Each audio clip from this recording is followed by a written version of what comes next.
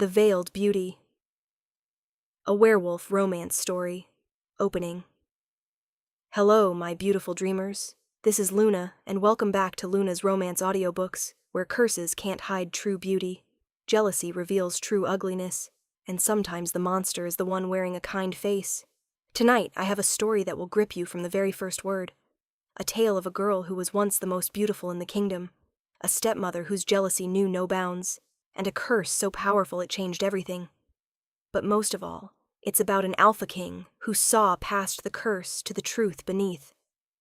Imagine being so beautiful that your own stepmother feared you, so lovely that she'd rather destroy you than risk being compared. Now imagine waking up one day cursed, your beauty twisted into something grotesque, your face hidden behind veils, your life reduced to shadows and whispers. And imagine the moment when an alpha king, the most powerful wolf in all the territories, looks at you, really looks at you, and makes you an offer that could change everything.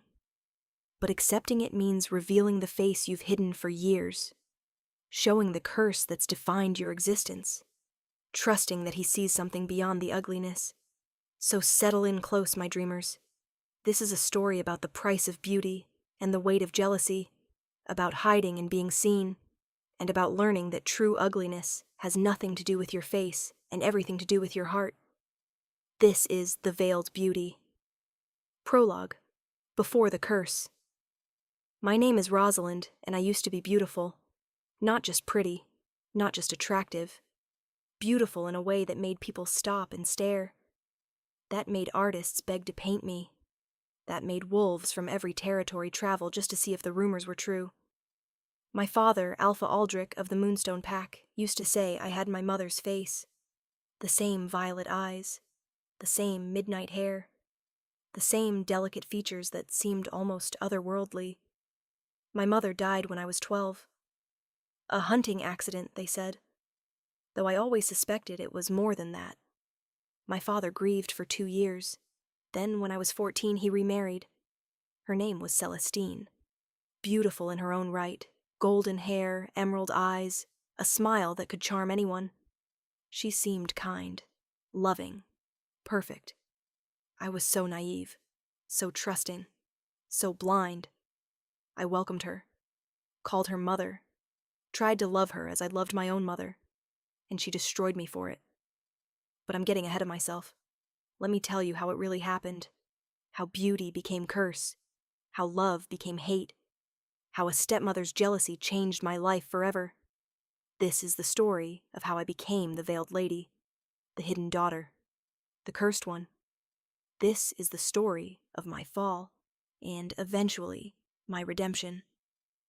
Chapter 1. The Golden Years, age 14 to 16. 14. The New Mother. "Rosalind, come meet your new mother," my father said, his eyes bright with happiness I hadn't seen in years. I entered the receiving room to find her. Celestine. She was breathtaking, golden and glowing like sunlight.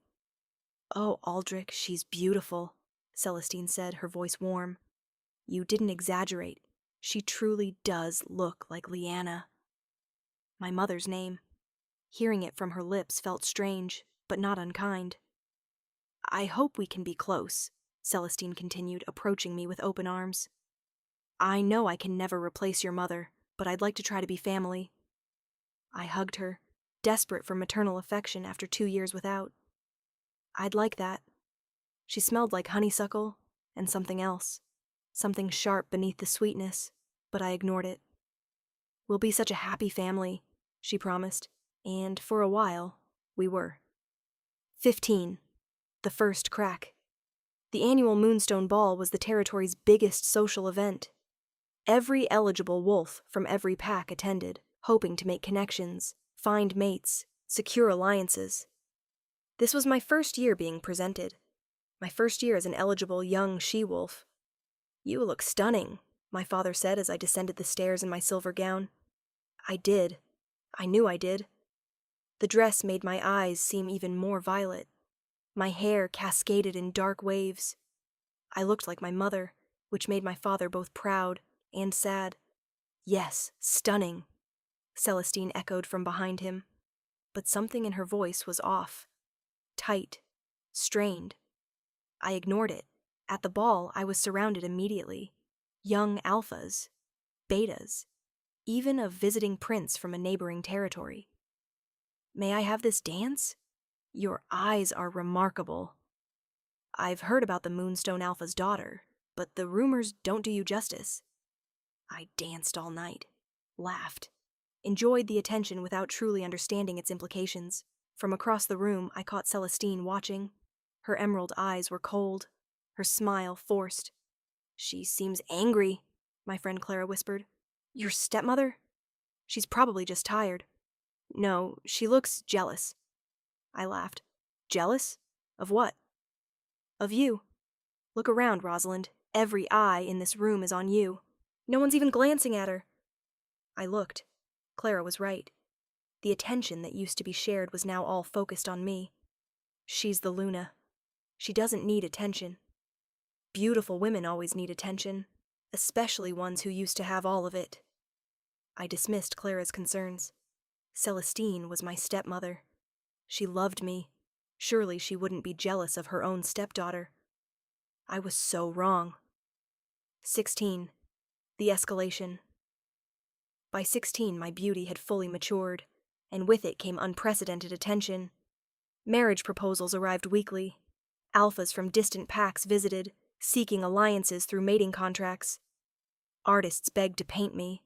Poets wrote verses about my violet eyes. "The most beautiful she-wolf in 3 territories," they called me. A face that rivals the moon goddess herself. Ethereal, otherworldly, perfect. The attention was overwhelming, flattering, and I now realize, dangerous. Because with each compliment I received, each proposal that arrived, each visiting alpha who stared, Celestine's resentment grew. "Another proposal," my father said happily one morning, holding up a letter. "From the Silverwood Pack. Their alpha is well respected. This is a good offer."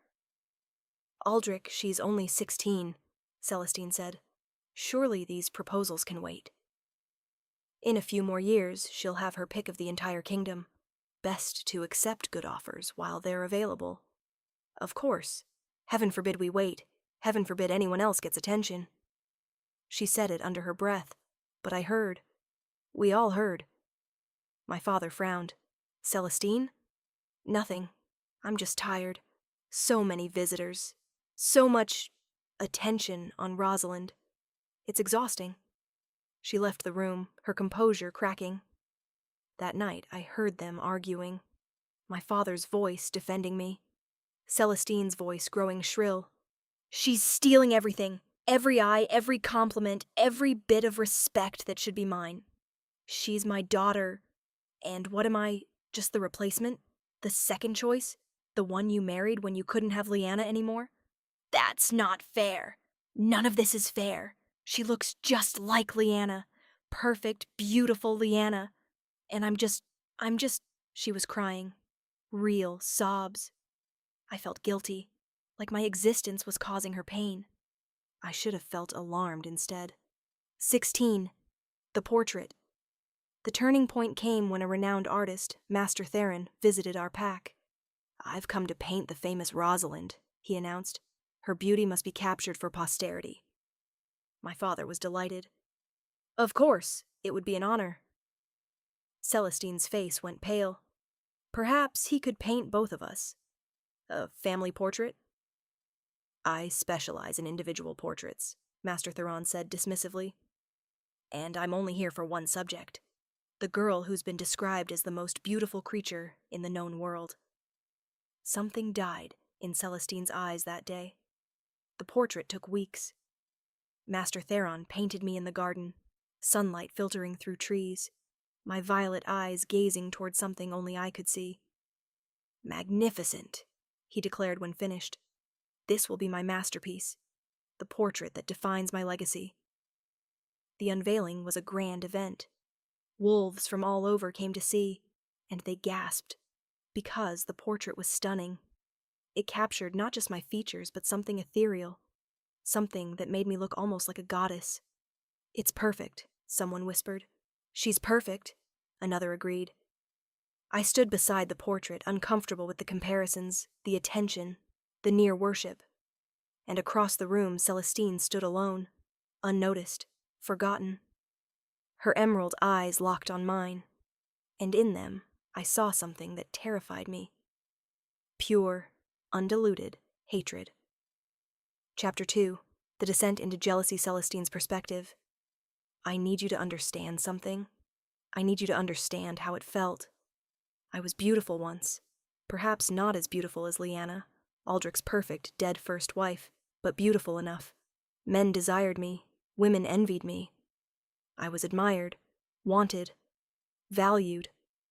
Then I married Aldrich, became Luna of the Moonstone Pack, and for 2 years I was happy.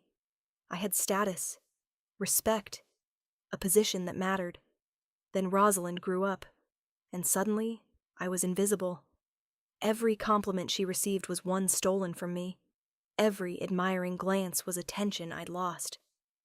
Every proposal she got reminded me that I'd had to settle for being second choice to a dead woman. She looked exactly like Lyanna. Same coloring, same delicate features, same violet eyes that made grown alphas stammer. And I looked like the replacement, the substitute, the one Aldrich chose because he couldn't have what he really wanted. Do you know what that does to a woman? Being constantly compared to a ghost? Being constantly reminded you're not quite good enough? I tried to fight it, tried to be kind, tried to love her as I'd promised. But every time someone said, "She looks just like her mother," I died a little inside. Every time Aldrich looked at her with pride and love, I wondered if he wished I was Lyanna instead. Every time someone called her beautiful, I heard the unspoken comparison, "More beautiful than you." It festered. This resentment, this jealousy, this rage, until it consumed me entirely. The plan, I couldn't kill her. That would be too obvious, too suspicious. But I could destroy what made her special, what made her steal my place. I could destroy her beauty. There was a witch in the dark forest, Morgana, known for dark magic and darker bargains. I went to her in secret, cloaked, hidden. "What do you want?" she asked, her ancient eyes seeing right through my disguise. "A curse, to make beauty into ugliness, to twist perfection into monstrosity." "Whose beauty?" "My stepdaughter's."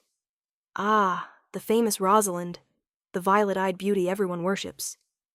Morgana smiled. "Jealousy is a powerful motivator. Can you do it?" "Yes, but curses always have costs." "I'll pay anything." "Will you?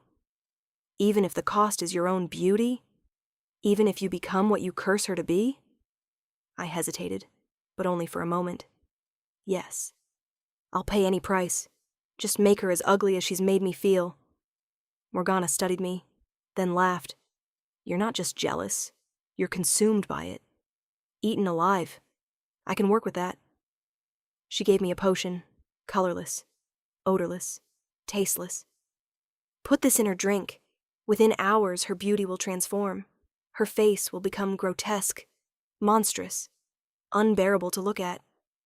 "Will it hurt her? Physically? No? Emotionally?"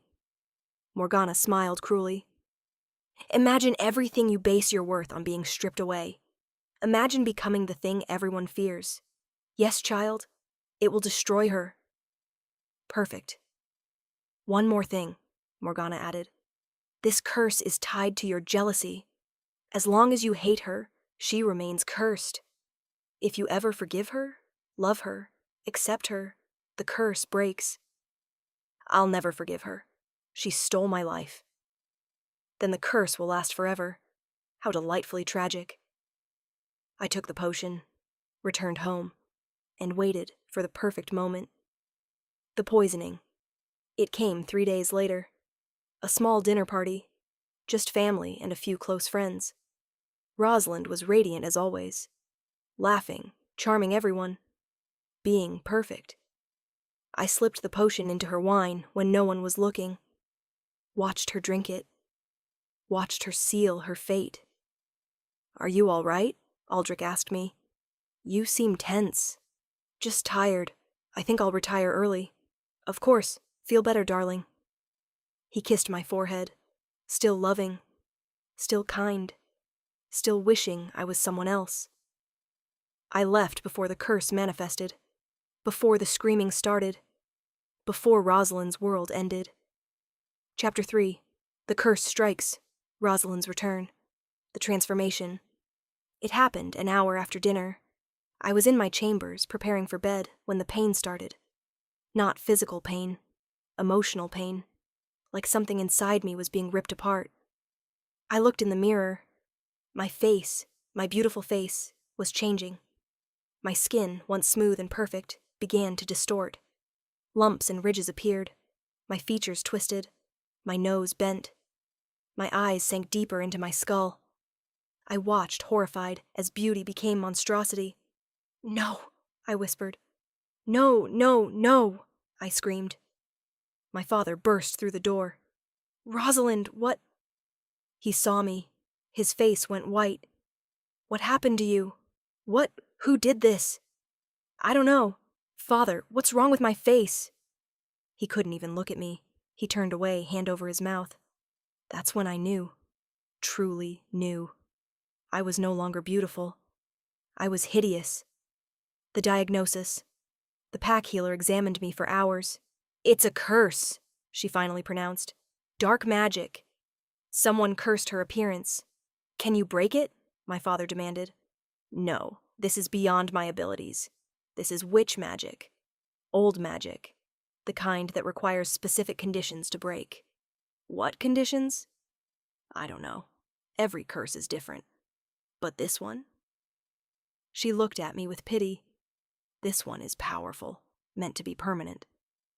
Someone did this on purpose." My father's voice was deadly quiet. "Someone deliberately cursed my daughter?" "Yes, and whoever it was knew exactly what they were doing." My father launched an investigation immediately, questioned everyone, searched for evidence, found nothing. Celestine was the most sympathetic, the most helpful, the most concerned. "Poor Rosalind," she said, not quite meeting my eyes. "How terrible. We must find who did this to her." I couldn't look at her without veils now. Couldn't look at anyone. My appearance was so disturbing that even servants flinched. "Perhaps she should wear veils," Celestine suggested gently. "Until we can break the curse? To spare others discomfort?" "That's cruel," my father started. "I'll do it," I interrupted. "I'll wear veils. I don't want people to see me like this." So I became the veiled lady. Hidden, concealed, ashamed. The isolation proposals stopped immediately. Visitors disappeared. The artists who'd begged to paint me never returned.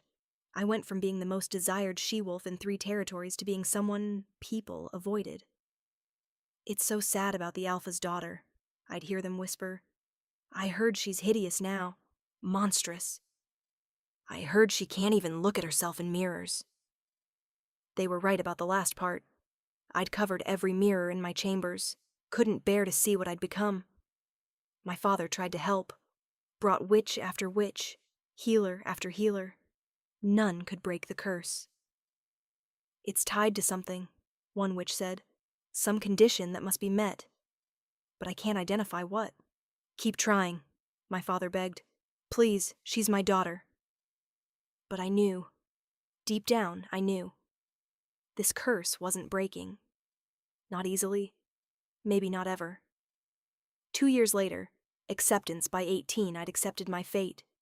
I was the cursed daughter. The veiled one. The tragedy that people whispered about. I stopped hoping for a cure. Stopped believing in breaking curses. Instead, I learned to live with it. I read constantly. Studied. Became educated in ways I'd never bothered with when beauty was enough. I learned politics, economics, pack management. Everything a Luna would need to know. Not that anyone would want a cursed Luna. "You've become quite knowledgeable," my father said one day, finding me buried in territory law books. "What else do I have? Beauty is gone. I might as well have intelligence." You're still beautiful, Rosalind. Inside, where it matters. Inside doesn't get you married, Father. Inside doesn't make people look at you without flinching. He had no answer to that. Celestine would occasionally visit my chambers, always sympathetic, always concerned. Any progress on breaking the curse? No, it's permanent. How tragic. But something in her eyes looked satisfied. Well, at least you have your mind. That's something. It wasn't until years later that I realized, understood, knew. The witch had said the curse was tied to jealousy, to someone's hatred.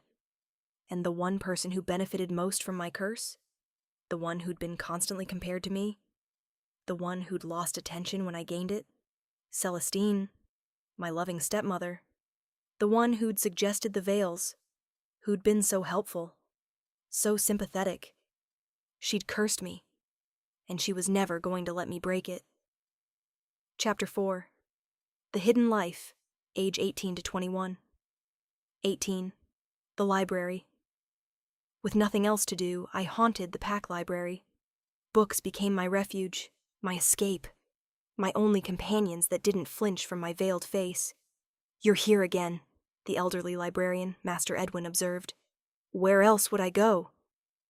"You could join the other young she-wolves. Socialize." "Have you seen their reactions when I approach? They can't even look at me without discomfort. They're shallow. You're better off without them." "Easy for you to say. You're not cursed." He was quiet. Then, "I knew your mother, you know. Leanna. She used to come here too." "Really?" "Every day. She loved learning, loved knowledge. She said beauty fades, but wisdom lasts. She was right. Beauty definitely fades, especially when cursed. Or when jealous stepmothers have their way," Master Edwin said quietly. I stared. "What?" "I'm old. I see things. I notice patterns." He looked at me seriously. "Your curse appeared after you overshadowed Celestine at every social event for months. After that portrait. After she realized she'd never be the most beautiful woman in the room while you existed. You think she did this?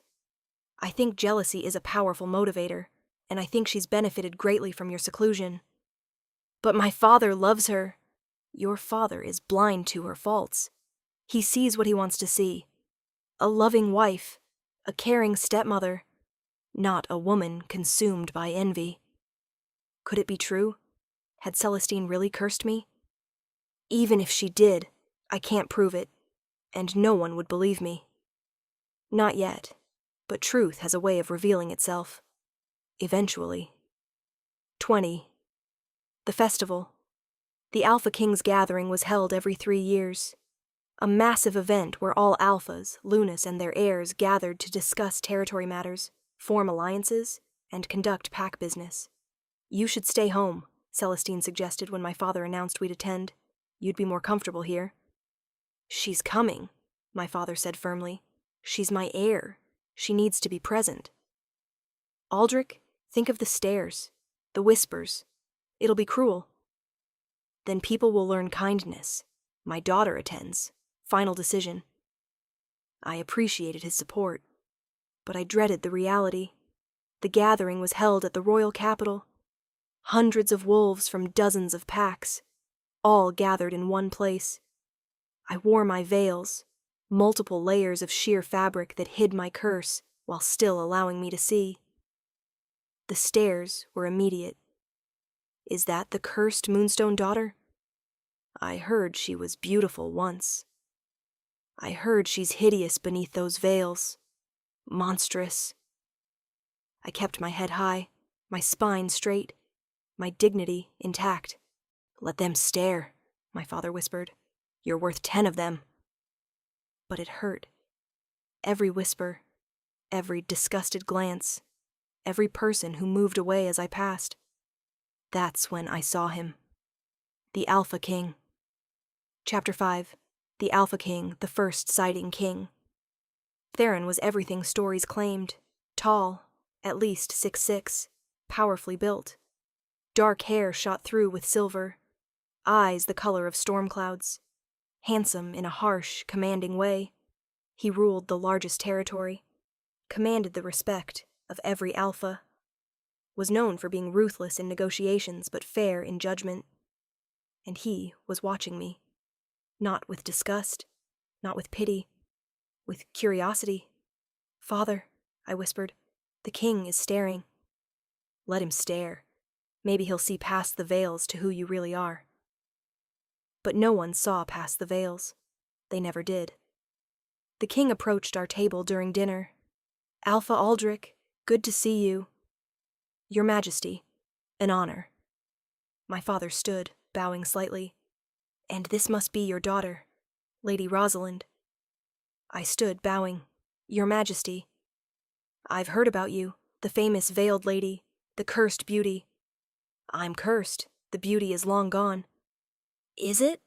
How would anyone know, hidden behind those veils?" "Believe me, Your Majesty, the veils are a mercy." "To whom? You or them?"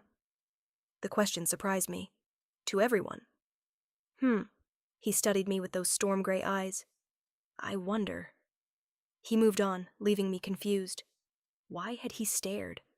Why approach at all? "That was strange," my father said. "Very," Celestine agreed, her voice tight. The second encounter. The next day, I was in the palace library, seeking refuge from the festival crowds, when he appeared. "Lady Rosalind, we meet again." I jumped, nearly dropping my book. "Your Majesty, I apologize. I didn't mean to intrude. You're in the library. Not intruding. Reading." He gestured to my book. Territory law. Interesting choice.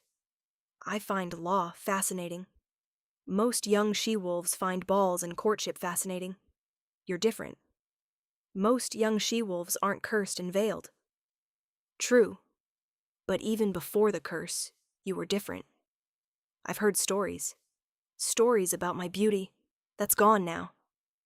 Is it? Or just hidden? He sat across from me. "Tell me about the curse. How did it happen?" "I don't know. I woke one day and it was there, transforming my face, making me hideous." "Someone cursed you deliberately?" "Apparently. Though we never found who." "And you've been veiled ever since?" "For 3 years now." "Yes." "Do you ever take off the veils? In private?" "Sometimes, when I'm alone. But I cover all the mirrors. I can't stand to see what I've become." He was quiet. Then, "I find that curious." "What?" "That you judge yourself so harshly. That you hide from even yourself." "Have you ever been cursed, Your Majesty? Had everything you valued stripped away?" "No. But I've lost things. People. Parts of myself." His eyes held mine. Loss doesn't always come from curses. Sometimes it comes from choices, from circumstances, from life. This isn't life. This is punishment. For what crime? For being beautiful, for overshadowing the wrong person, for existing in a way that made someone jealous enough to destroy me. Then the crime was theirs, not yours. The kindness in his voice surprised me, made my eyes sting with unshed tears. "Your Majesty, why are you talking to me? I'm cursed, veiled. No one wants to be near me. I'm not no one. I'm the Alpha King. I do as I please." He stood. "And I find you fascinating, Lady Rosalind, curse and all." He left before I could respond. The proposal. On the final day of the gathering, a summons came. The Alpha King requests Lady Rosalind's presence in the throne room. Immediately. My father looked alarmed. "Why? What does he want?" "I don't know, but we can't refuse a royal summons." We went together, my father and I. Celestine stayed behind, claiming a headache. The throne room was massive, imposing. The king sat on his throne, looking every inch the ruler he was. "Alpha Aldrich, Lady Rosalind, thank you for coming." "Of course, Your Majesty. How can we serve?" "I have a proposition for Lady Rosalind specifically." His storm-gray eyes found mine. "I need a consort." Silence. Complete, shocked silence. "I'm sorry," my father finally managed. "A consort, not a mate. I'm not interested in bonding, but I need someone intelligent, educated, capable of handling royal duties. Someone who won't be distracted by court politics or social climbing." "And you want—" My father couldn't even finish. "Your daughter." "Yes." The king looked at me. "I want Lady Rosalind to be my royal consort." "I'm cursed," I said bluntly. "Veiled. Not exactly consort material. You're intelligent, educated. From what I've observed, more than capable. The veils are irrelevant. They're not irrelevant. They're everything. People will mock you. Mock the crown. How can you have a veiled consort? Easily. I decree it, and it's so. I'm the Alpha King. No one mocks me." He leaned forward. "Here's my offer. Come to the capital. Serve as my consort for 1 year. If at the end of that year you're unhappy, you can leave. No obligation. No judgment. And if I'm happy, then you stay. Continue serving. Have purpose, position, power. Everything you've lost, returned in a different form. Why me? Really? You could have anyone. Because everyone else wants something from me. Power, status, alliance. You want none of those things. You'd be there for the position itself, not for what you could gain personally." He wasn't wrong. I didn't want power. Didn't need status. Had already lost the beauty that might have secured alliance through marriage. What does this involve?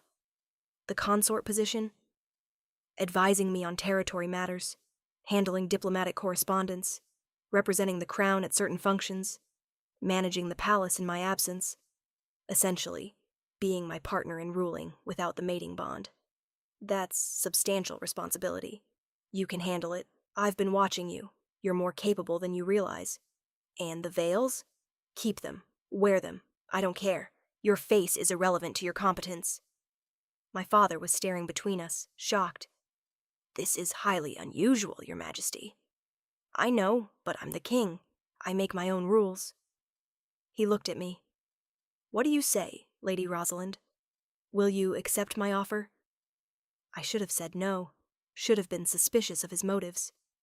But looking at him, at the genuine respect in his eyes, I found myself saying, "Yes, I'll accept. For 1 year." "Good." He smiled. Genuine. Pleased. "Welcome to the capital, Consort Rosalind." Chapter 6. The Royal Consort. The move leaving Moonstone territory was harder than expected. "Are you certain about this?" my father asked, helping pack my belongings. "No, but I'm doing it anyway. What do I have here? Isolation? Pity? At least at the capital, I'll have purpose." "I'll miss you. I'll miss you too." I hugged him tightly. "Thank you for never giving up on me, for still seeing me as your daughter, curse and all. You've always been my daughter. Always will be." Celestine's goodbye was far less emotional. "Good luck at the capital," she said, her smile not quite reaching her eyes. "I'm sure you'll do. Fine. Thank you for your support, Mother." I said it without warmth, because I knew now. Master Edwin's suspicions, the timing, the way she'd benefited. She'd cursed me. I was certain. I just couldn't prove it. "Don't forget where you came from," she added quietly. "Don't forget that curses have power." "I won't forget anything, especially not who gave me the curse." Her eyes widened fractionally. "What are you implying?" "Nothing. Just that curses always come from somewhere, from someone, and eventually truth reveals itself."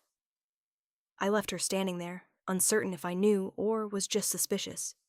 Either way, I was leaving, getting away from her, starting fresh. The capital. The royal capital was overwhelming. Massive buildings, thousands of wolves, activity and noise, and life everywhere. "Your chambers," the king's steward said, showing me to rooms that were larger than my entire house in Moonstone. "This is too much. This is appropriate for the royal consort. You'll find everything you need. The king requests your presence for dinner. Tonight, to discuss your duties. Dinner with the king, my new employer. What was he exactly? I'll be there. That evening I dressed in my finest gown and freshest veils, multiple layers of deep purple silk that matched my hidden violet eyes. The king received me in a private dining room, intimate, just the two of us. Consort Rosalind, welcome officially. Thank you, Your Majesty. When we're alone, call me Theron. Your Majesty gets tiresome. That's informal. We're going to be working closely together. Formality will only create distance. He gestured to the table. Sit. Eat. Let's discuss what this position actually entails. Over dinner, he explained my duties. They were substantial. You'll handle diplomatic correspondence. I receive hundreds of letters weekly. You'll sort, prioritize, and draft responses. That's significant trust. You're intelligent, educated. I trust your judgment. You barely know me. I know enough. You're honest, direct, not interested in court politics or manipulation. That's rare and valuable. He continued outlining duties, managing palace staff, representing the crown at minor functions, advising on territory disputes. This is essentially a Luna's role without the mating bond, I observed. Exactly. I need someone capable. You fit that description. Why not just take a mate? Because mating is permanent, binding. I tried it once. She died. I won't risk that pain again. His voice was flat. A consort can leave, mates can't. I'm sorry. About your mate. Ancient history, 5 years past. He changed the subject. Your father said you studied territory law. How much do you know? Quite a bit. I had time to read. A lot of time. Good. I'll give you case files to review. Get your input on disputed territories. You're trusting me with sensitive information. Yes, because you have nothing to gain by betraying me. You're cursed, veiled. No political ambitions, no hidden agenda. That makes you the most trustworthy person in the capital. His logic was sound, and surprisingly touching. I'll do my best not to disappoint. You won't. I'm certain of it. The first week, my duties began immediately. Correspondence first. Mountains of it. Requests for audiences. Complaints about territory lines. Appeals for royal intervention in pact disputes. Sort these by priority, Theron instructed.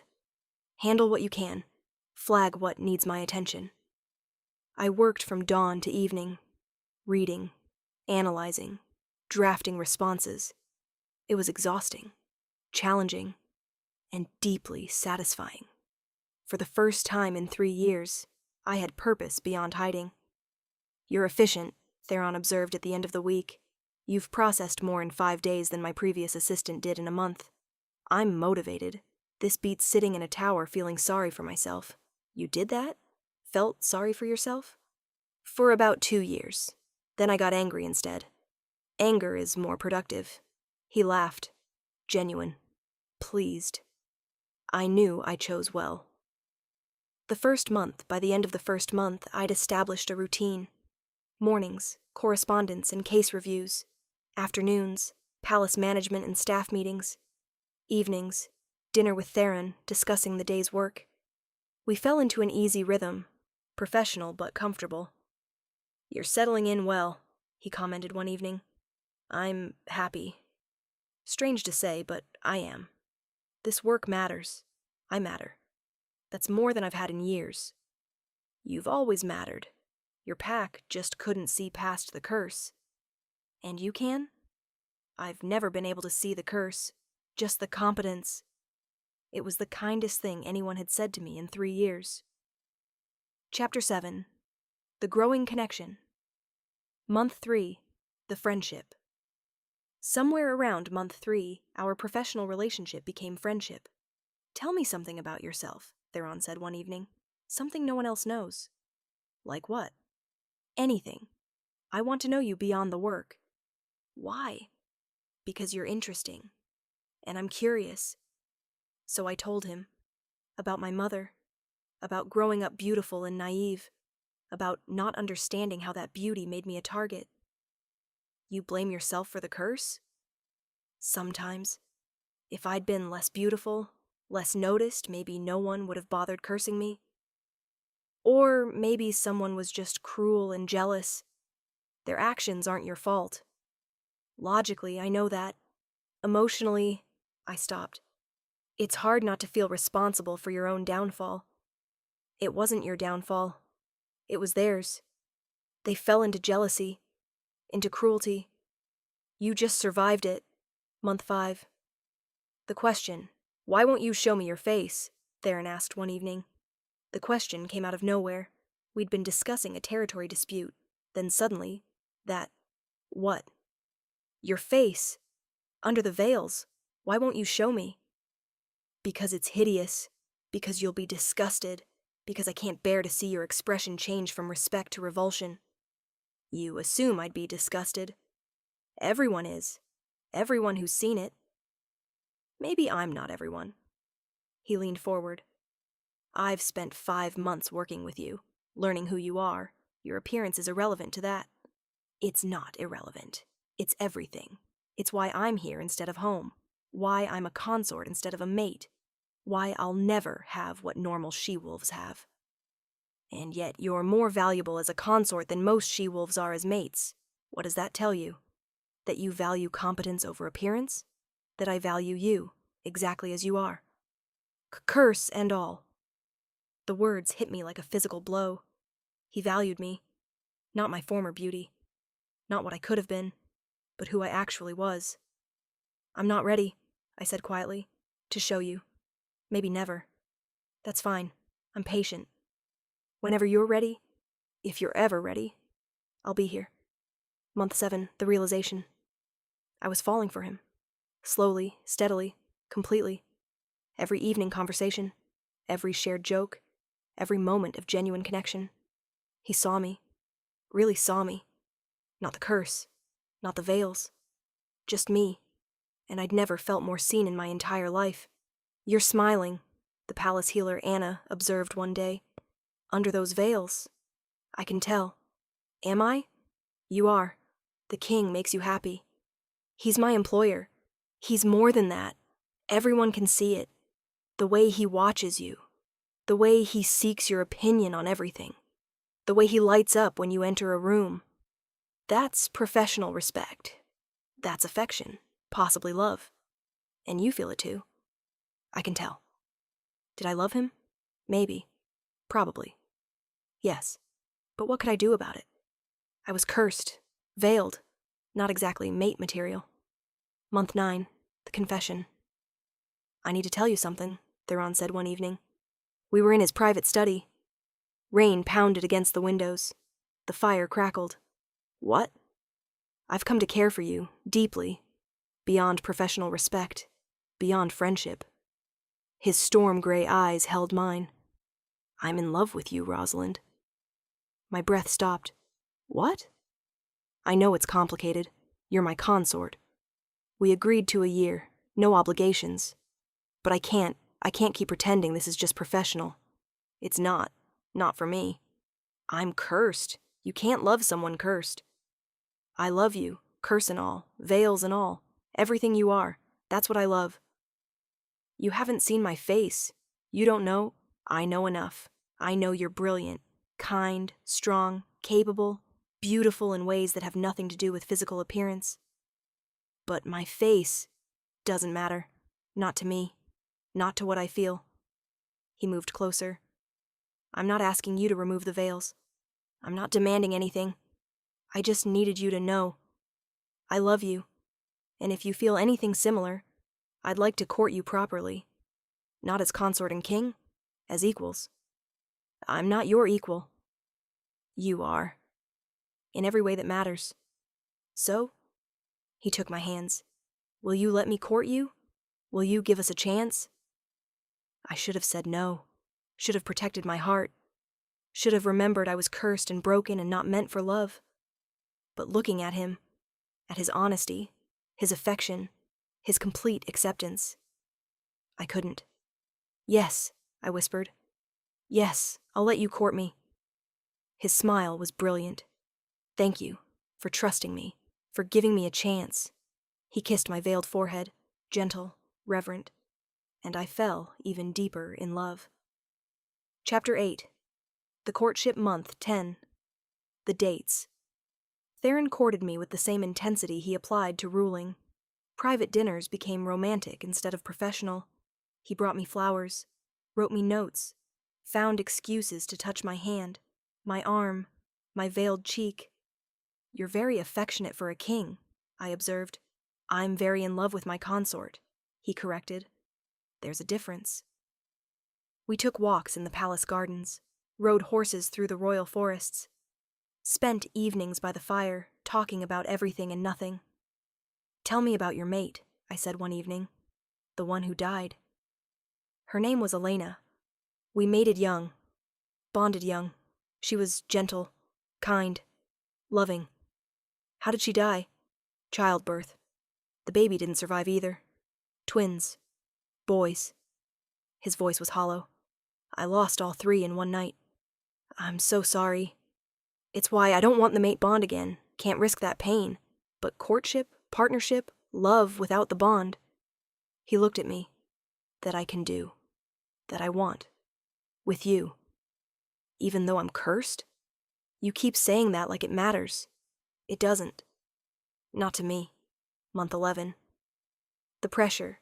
You should show him your face," Anna said one day. "Why?" "Because he loves you. Deserves to see who he loves. He'll be disgusted. Or he won't be. You won't know until you try." "I can't risk it. Can't risk seeing his expression change. Can't risk losing what we have." "You're going to have to eventually. If you marry him, and I think you will, you can't stay veiled forever." "Who says I'm marrying him?" "The way you look at each other says. The way he talks about your future says. The way he's already planning the wedding says." "He's planning our wedding? You didn't know?" "He's been consulting with the royal event planner for weeks." Theron was planning our wedding, without even proposing officially. That night I confronted him. "Anna says you're planning our wedding." "Ah, I was hoping to surprise you." He didn't look embarrassed. "Yes, I'm planning it, because I intend to ask you to marry me. Soon. You're very confident I'll say yes. Am I wrong?" "No, but you should actually propose before planning the reception." He laughed. "Fair. Give me a few more weeks. I'm making it perfect." Month 12. The proposal. On the 1-year anniversary of my arrival, Theron proposed. He'd arranged a private dinner in the palace observatory. Candles everywhere. Stars visible through the glass ceiling. "Rosalind," he said, taking my hands. "1 year ago, I asked you to be my consort for a year. You agreed. Now the year is up." "It is. You could leave, walk away, return home. No obligation." "I could. But I don't want you to. I want you to stay, not as consort, as my wife, my partner, my queen."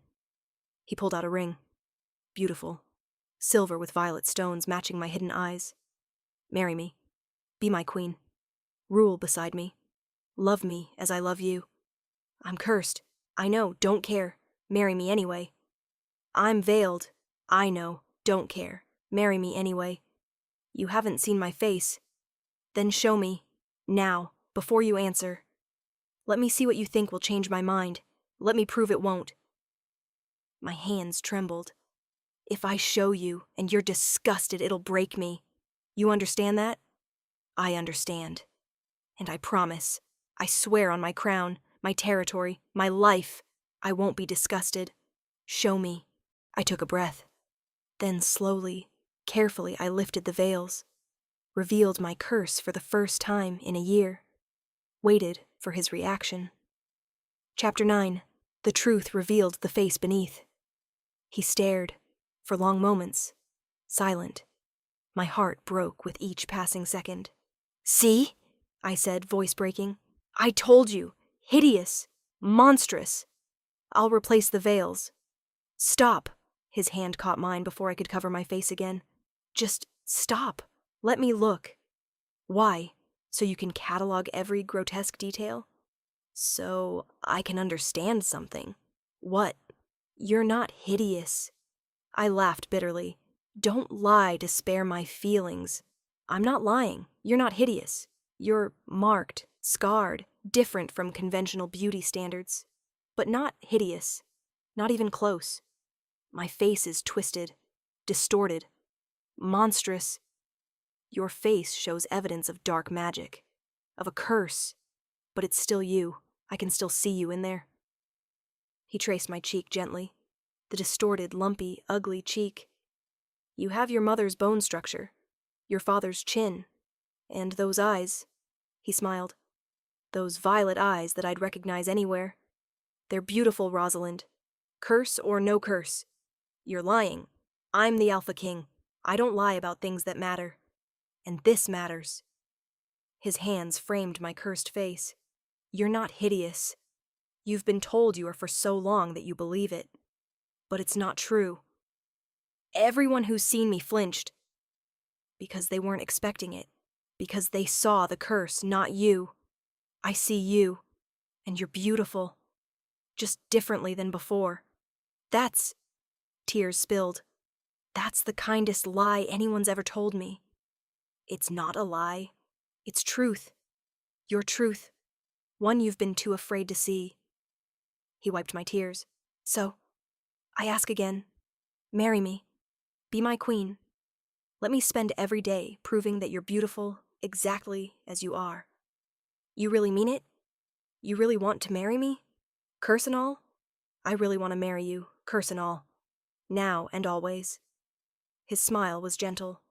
So what do you say? Will you be my queen? Through tears and disbelief and hope, I managed. Yes. Yes, I'll marry you. He kissed me then. Really kissed me. For the first time. On my cursed lips. With tenderness and love and complete acceptance. When we parted, he was smiling. There. That wasn't so terrible, was it? You kissed me. Willingly. While looking at my cursed face? Of course I did. You're the woman I love? Why wouldn't I kiss you? Because I'm... beautiful? Extraordinary. Mine. He slipped the ring onto my finger. Now and always. My queen. My love. My Rosalind. The aftermath words spread quickly through the palace. The king was marrying the veiled consort. Reactions were mixed. He's marrying her? The cursed one? Love must truly be blind. Or he sees something we don't. I expected the whispers, expected the judgment. What I didn't expect was the support. I'm happy for you, Anna said, hugging me. You deserve this. Deserve him. Deserve love. Even cursed? Especially cursed. The curse doesn't define you. He knows that. Soon, everyone else will too. The wedding was planned for 2 months away. Time to send invitations, arrange the ceremony, prepare. Will you wear the veils? Theron asked one day. Do you want me to? I want you comfortable. If you want the veils, wear them. If you want to go unveiled, do that. Your choice. Your day. Our day. Our day. But your comfort matters most. I thought about it, wrestled with it. Part of me wanted the veils, the safety, the hiding. But another part, the part that had been seen and loved by Theron, wanted to be free. I'll think about it, I promised. The visitor. 3 weeks before the wedding, a visitor arrived. Celestine, my stepmother. Looking elegant and perfect as always. Rosalind, congratulations on your engagement. Stepmother, thank you for coming. Of course, I had to see for myself. The cursed daughter becoming queen. It's quite the story. It is, isn't it? Amazing what happens when someone sees past curses to who you really are. Yes, amazing. Her emerald eyes were cold. Though I wonder, does he know about the curse's origin? No one knows. We never found who cursed me. Remember? So unfortunate. Perhaps it's best if it stays a mystery. Some truths are too painful to reveal. Some truths should be revealed. Eventually, justice demands it. Justice is subjective, and sometimes mercy is wiser than truth. We were having two conversations, one polite, one threatening. "I'll see you at the wedding," she said, turning to leave. "Assuming you don't do anything foolish." After she left, I stood there shaking. She'd threatened me, subtly, but definitely threatened me. I told Theron that evening. "She cursed you," he said flatly. "I think so. I've thought so for years, but I can't prove it. We'll find proof. After the wedding, we'll investigate properly. And when we find evidence, we'll make her pay. She's still my stepmother. She's a woman who cursed her own stepdaughter out of jealousy. She deserves punishment, not protection." He was right, but proving it would be difficult. "One problem at a time," I said. "First the wedding, then justice." Chapter 10. The wedding. The ceremony. I decided to go unveiled. It was terrifying, liberating, and absolutely necessary. "I'm done hiding," I told Anna as she helped me dress. "If I'm going to be queen, I need to be seen. All of me, curse and all." "You're brave," she said. "I'm terrified, but I'm doing it anyway. That's what Theron taught me. Courage isn't absence of fear. It's action, despite it." My dress was beautiful, white silk with violet embroidery. My hair was styled in intricate braids. My cursed face was completely visible. "You look beautiful," Anna said. "You're kind to lie." "I'm not lying. You do look beautiful. Different, but beautiful." When I walked down the aisle, unveiled, the gasps were immediate, but Theron's expression never changed. He looked at me with the same love, the same devotion, the same certainty. "You're stunning," he whispered when I reached him. "I'm cursed. You're stunning. Now be quiet and let me marry you." The ceremony was traditional. Vows spoken, rings exchanged. The moment when he was supposed to kiss the bride. He didn't hesitate. Kissed me fully, deeply, in front of everyone, with my cursed face on full display. The message was clear. He loved me, accepted me, chose me. Curse be damned. The reception was overwhelming. Hundreds of wolves, all watching, all judging. The queen is cursed, but the king doesn't seem to care. Maybe there's more to beauty than appearance. Or maybe he's blind. I heard it all, but I kept my head high, my hand in Theron's, my crown on my head. I was Queen Rosalind, cursed or not, and I'd earned this position. The confrontation. Celestine approached me at the reception. "Congratulations, Rosalind. Queen at last." "Thank you, Celestine. You're braver than I thought, going unveiled, showing everyone your curse. Why hide? They'd learn eventually. Better to be honest from the start." "Honest. Yes." She sipped her wine. "Though some honesty is dangerous, isn't it? Some truths destroy lives. Some lies destroy lives. Some jealousies destroy lives. Some curses destroy lives." Her eyes narrowed. "What are you implying?" "Nothing. Just making observations. About how jealousy can consume a person. Drive them to terrible acts. Acts they can never take back." "Careful, Rosalind. You're playing a dangerous game." "Am I? Or are you? The one who cursed your stepdaughter because you couldn't stand being compared. The one whose jealousy was so strong, you'd rather destroy me than let me shine. You have no proof." "Not yet, but I will. Curses can be traced. Magic leaves traces. And I have royal resources now. Resources I'll use to find the truth. To expose who cursed me." She went pale. "You wouldn't dare. Watch me. You cursed me out of jealousy. Ruined my life because yours wasn't perfect enough. I'm going to prove it.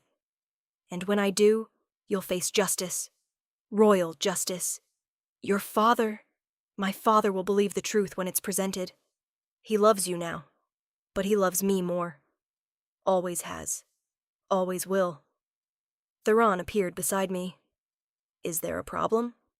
No problem, Celestine said quickly. Just congratulating the bride. How kind. Now, if you'll excuse us, the Queen and I have other guests to greet. He led me away, his hand on my waist. She did it, didn't she? Cursed you. Yes, I'm certain. And now she knows I'm coming for her. Good. Let her be afraid. Let her understand what it's like to live with a curse hanging over you. Hers will be exposure and punishment. The revelation. The investigation took 3 months. Royal investigators, magical trackers, witch experts. They found the evidence. Finally. Conclusively. The curse originated from Dark Forest Witch Morgana, the lead investigator reported. She confirmed that a woman matching Celestine's description purchased a beauty to ugliness curse 6 years ago, paid with a lock of her own hair for the spell. That's definitive? I asked. We tested the hair. It's Celestine's. DNA confirmed. She commissioned your curse, deliberately, knowingly, paid a witch to destroy your appearance. We had her. Finally. Proof. Bring her to the capital, Theron commanded.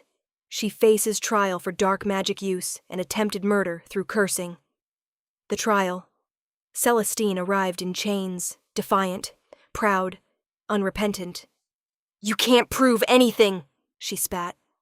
We have the witch's testimony, your hair, the timeline, everything matches. Theron's voice was cold. You cursed your stepdaughter out of jealousy, ruined her life because yours wasn't perfect enough. How do you plead? Not guilty. This is a travesty. This is justice. You committed a crime. You face consequences. The trial lasted 1 day. The evidence was overwhelming. The verdict, guilty. The sentence, exile to the border territories, stripped of Luna status, marked as a dark magic user, banned from ever returning to Moonstone or the capital. My father was there, watching, as his wife was sentenced. I'm sorry, he said to me afterward. I was blind. I didn't see what she was, what she'd done. You loved her. Love blinds sometimes. She destroyed you out of jealousy. My daughter. How can I ever forgive myself? You didn't do it. She did. You're not responsible for her crimes. But I could see the guilt in his eyes, the knowledge that he'd married the woman who'd cursed his child. Epilogue, 5 years later. The curse broke on the day Celestine was exiled. Not gradually, not slowly, instantly. The moment she crossed the border, the moment her magic left the territory, my face changed. The distortions faded, the lumps smoothed, the twisted features realigned.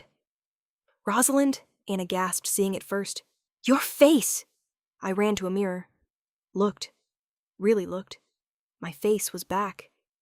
Not exactly as it had been. I'd aged. 5 years as queen had added maturity, lines of character. But the curse was gone. I was beautiful again. Just differently. Older. Wiser. Marked by experience. Theron, I called, finding him in his study. Look, the curse is broken. He looked up, saw my healed face, and smiled. Beautiful. My face is back. The curse broke when Celestine was exiled. The witch said it was tied to her jealousy. When she was removed from proximity, it broke. That's wonderful. He came around the desk, pulled me close. I'm happy for you. If this is what you wanted. You're not surprised? I'm pleased. But not surprised. You've always been beautiful. Now others will see it too. You really don't care, do you? Cursed or not cursed? I fell in love with the cursed version. This is just a bonus. He kissed me. You're beautiful to me either way. Always have been. Always will be. Even when I'm old and actually ugly, especially then, I'll love you when you're 90 and wrinkled and gray. I'll love you when you've lost your teeth and can barely see. I'll love you no matter what, because I love you. Not your face. You. That's the most romantic thing you've ever said. Good. Because it's true. Later that day, looking in the mirror again, I realized something. The curse had changed me, made me stronger, wiser, more compassionate. I'd learned that beauty was temporary, that kindness mattered more than appearance, that true love saw past physical features to the soul beneath. The curse had been terrible, but it had also been transformative. "Do you regret it?" Theron asked that night. "The curse? The years hidden?" "No, because it brought me here. To you, to this life. If I'd stayed beautiful, I might have married some shallow alpha who only wanted my face. Instead, I married you, who wanted my mind, my heart, my soul. I wanted everything. Still do. And you have it. All of me. Cursed or not cursed. Veiled or unveiled. Yours. Mine," he agreed. "Always mine." 5 years later, sitting in the royal nursery with our twin daughters playing at our feet, I reflected on the journey. From cursed to queen. From hidden to celebrated. From broken to whole. Celestine's jealousy had cursed me, but in trying to destroy me, she'd made me stronger. Given me a journey that led to true love. "Mama, tell us the story," my daughter Leanna demanded, "about how you and Papa fell in love. You've heard it 100 times. Tell us again." So I did. The story of the curse, the veils, the Alpha King who saw past everything to who I really was. "And they lived happily ever after," Leanna concluded. "Yes," I agreed. "We did. We do. We will." Theron pulled me close, our daughters giggling as he kissed my uncursed cheek. "Happily ever after," he confirmed. "Curse and all, though preferably without the curse." "Preferably without the curse," I agreed. But if I had to choose, beautiful and alone, or cursed and loved, I'd choose cursed every single time. Because real love doesn't see curses. It sees souls. It sees truth. It sees beauty in places most people never think to look. And that kind of love, that's worth every curse, every veil, every hidden year. That's worth everything. Closing. And there you have it, my beautiful dreamers. The story of Rosalind and Theron, proof that jealousy reveals true ugliness, curses can't hide true beauty, and love sees souls, not faces. Did this story move you? Did you feel Rosalind's pain under the curse? Did you believe in Theron's unwavering love? Then show me some love.